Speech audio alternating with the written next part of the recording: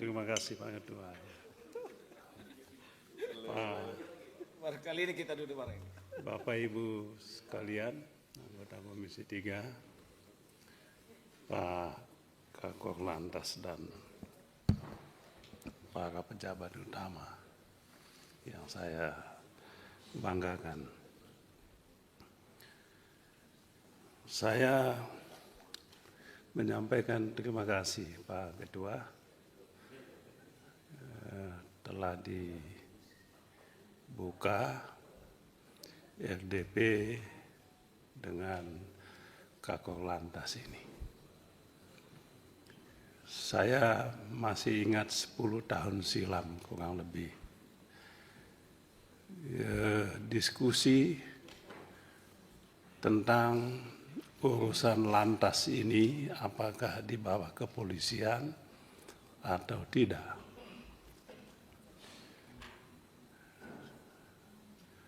Ada pandangan urusan lantas ini bukan urusan penegakan hukum.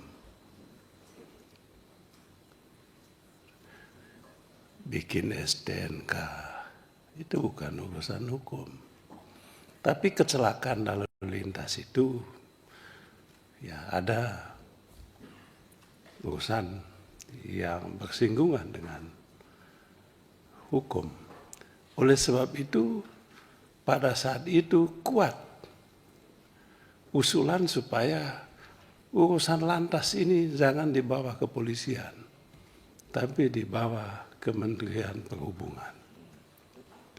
Dan memang banyak di negara lain urusan lantas ini urusan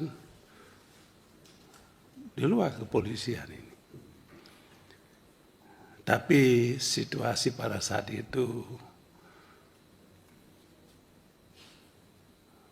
membuatnya urusan lantas ini tetap di bawah kepolisian. Ini saya sampaikan kepada kita semua supaya jas merah, kata Bung Karno, Presiden pertama, jas merah. Artinya jangan sekali-sekali melupakan sejarah. Ya kadangkala ya kalau kita yang tidak ada lagi ya mungkin. Tapi kebetulan saya masih ada dan saya menjadi saksi utama soal ini. Ya, bagaimana perjalanan setelah sekian puluh tahun, sekian belas tahun soal lantas ini. Juga kuat pandangan bahwa jangan dibebani urusan mencari nafkah, mengumpulkan pendapatan PNBP di lantas ini. Kalau itu isunya maka kembali lagi jangan dibawa kepolisian. Ya tentu menerbitkan BPKB, STNK ada hubungannya dengan itu. Jadi setelah sekian tahun ini kita tidak salah kalau dilakukan evaluasi dan melakukan perubahan. Kalau nanti undang-undang kepolisian jadi diajukan dan dibahas, saya rasa itu kesempatan kita untuk menegaskan di situ supaya urusan yang berkaitan dengan lantas ini dikeluarkan dari urusan kepolisian. Terlalu banyak urusan polisi, jangan dibebani dengan tugas-tugas semacam ini. Jadi tugas kepolisian itu sangat banyak. Tugas utama kepolisian adalah penegakan hukum, melindungi, menjaga ketertiban. Kalau nanti undang-undang itu dibuat, kami mengusulkan supaya urusan ini dikeluarkan dari tanggung jawab kepolisian.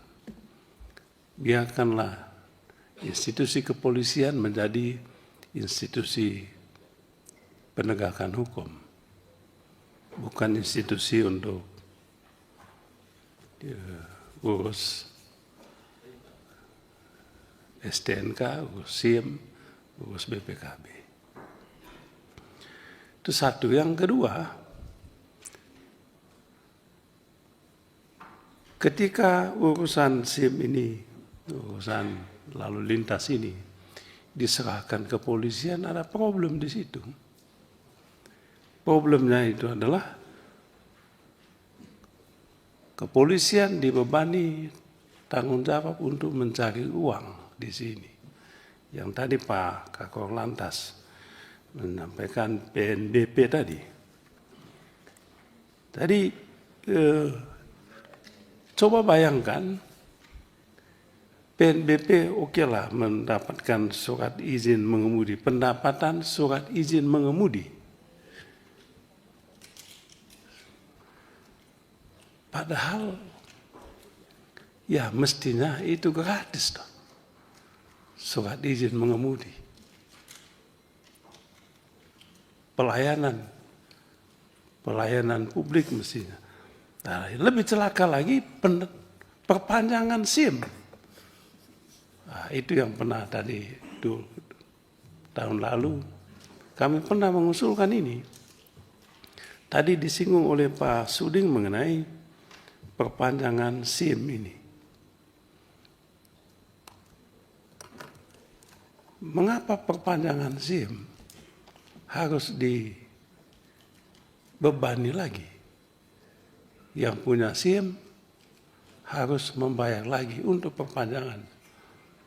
Mungkin tes lagi.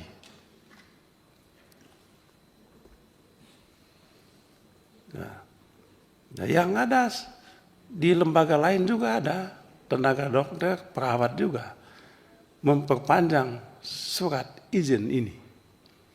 Tapi sekali aja, waktu kita bahas undang-undang kesehatan, kita minta sekali aja itu.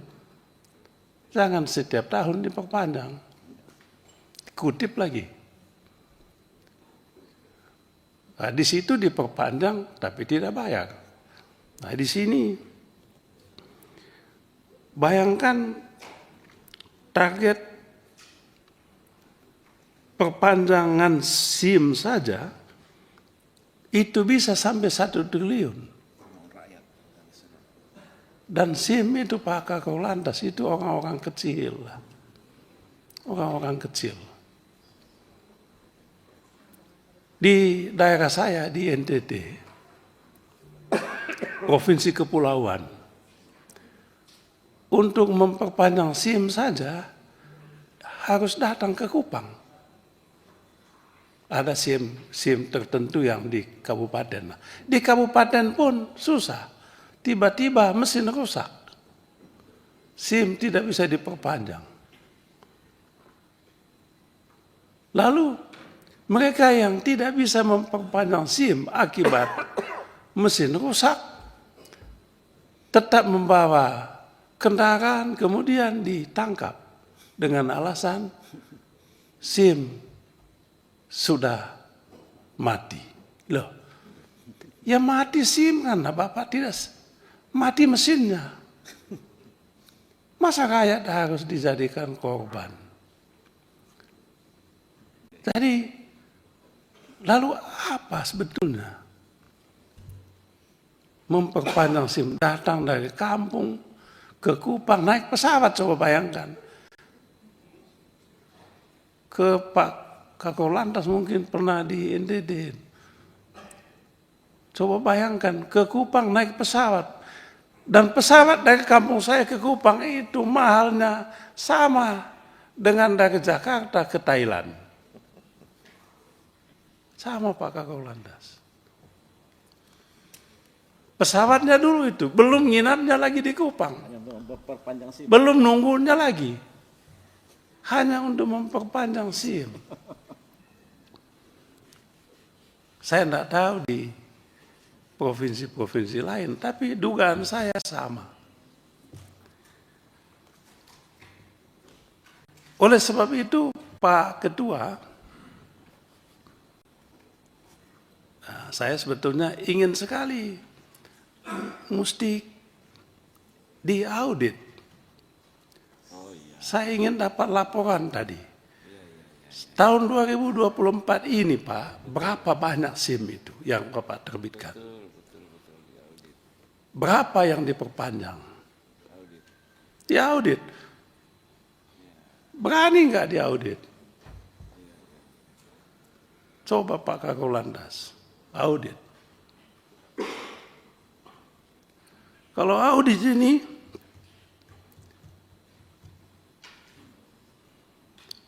belum lagi audit nanti perusahaan yang mencetak itu, mencetak SIM itu. Belum lagi urusan memperpanjang STNK. Kalau perpanjang STNK itu platnya wajib diganti lagi dan dibayar lagi Pak Kakor Lantas. Saya punya mobil di rumah, mobil lama. Saya belum pernah beli mobil baru. Udah 10 tahun. 2014 saya beli mobil. TNKB-nya masih bagus, ganti lagi. Tapi setiap tahun ganti STNK, itu platnya wajib diganti. Saya tanya loh, kan platnya masih bagus. Iya Pak, harus diganti. Dan kalau diganti, mesti dibayar lagi. Untung besar itu pengusaha yang bikin plat ini.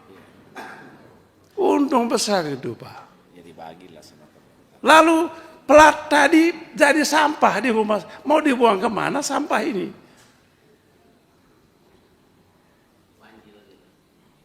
Jadi pengusaha yang menerbitkan ini, yang bikin, saya udah hitung itu Pak, coba bayangkan. Pak Kakor Lantas, berapa STNK yang diperpanjang setiap tahun?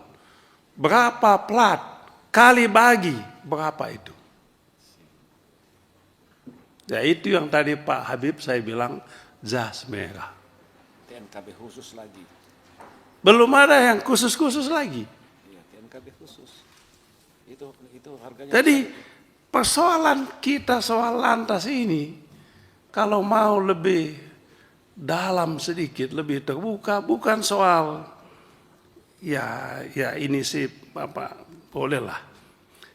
Tapi soal kita adalah soal ini, tata kelola. Tata kelola. Ya, oleh sebab itu, kami tetap punya pandangan bahwa soal SIM dan STNK ini perpanjangan itu soal fungsi pelayanan. Tidak perlu Pak. Perpanjang SIM itu oke lah perpanjang SIM, tapi pakai mesin aja perpanjang SIM. Kalau toh mau itu. Register aja. Tidak perlu dibayar. Tidak perlu lagi dibayar. SIM ini Pak orang-orang kecil. Orang-orang kecil. Nah, oleh sebab itu Pak Ketua, saya mengusulkan supaya dimasukkan dalam kesimpulan rapat. Minta kepada Kapolri supaya Perpanjangan SIM STNK. perpanjangan STNK, SIM, TNKB. perpanjangan SIM, STNK, TNKB. apalagi TNKB. TNKB. dihapuskan mulai tahun anggaran 2025 ini. Oke lah yang sudah lewat, dilewat. Yang kedua, masukkan di dalam kesimpulan, diaudit. Panggil pengusahanya. Panggil pengusahanya. Pengadaan mobil. Sama juga dengan kena roda 4, roda 2, mobil juga. Panggil itu. Betul nggak sekian jumlahnya? Sesuai dengan speknya tidak. Nah ini kalau kita mau serius Pak Ketua, menurut saya nggak usah kita ngomong yang lain-lain. Saya punya kapoksi tadi, ketua tadi udah bagus, orang meninggal di jalan raya, oke lah itu. Nah, tapi yang jauh lebih penting adalah ini. Bikin orang meninggal pelan-pelan adalah ini. Ya. Jadi Pak Ketua, sekali lagi saya mengusulkan untuk dimasukkan dalam kesimpulan 2 soal penting ini. Soal penting yang pertama, hapus perpanjangan SIM dan STNK. Yang kedua, lakukan audit. Kesimpulan kedua yang penting lagi, audit. Almatsus dan Sarpas. Panggil itu pengusahanya. Berani nggak? Itulah Nataru yang sebenarnya. Natal dan Tahun Baru. Supaya tertib semua ya. Tahun lama, tahun lama kita tinggalkan. Gini, dengan Tahun Baru. Ini nanti Sekian dan terima kasih Pak. Ya. Beliau sudah paham. Waktunya kita bagi. Jadi biar ini kita sudah paham niatnya beliau sudah kita